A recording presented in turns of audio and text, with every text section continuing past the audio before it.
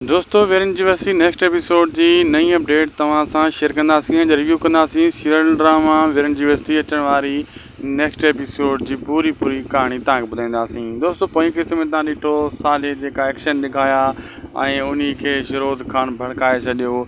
ऐं ॿियो वरी त दोस्तों मां ॿुधाईंदो हलां त साले खे त सम्झ अची चुको आहे त शिरोज ख़ान मूंखे भड़कायो आहे, पर उन खे इहो बि सम्झ अची चुको आहे पोइ किस्तनि में तव्हां ॾिठो त साले जी का ॻाल्हि सचाई हुई। वाक़ई असां अॼुकल्ह ताईं बाज़ार खां पलांद न वठी सघिया आहियूं, यानी उन खां घर जो पलांद नाहे वरितो।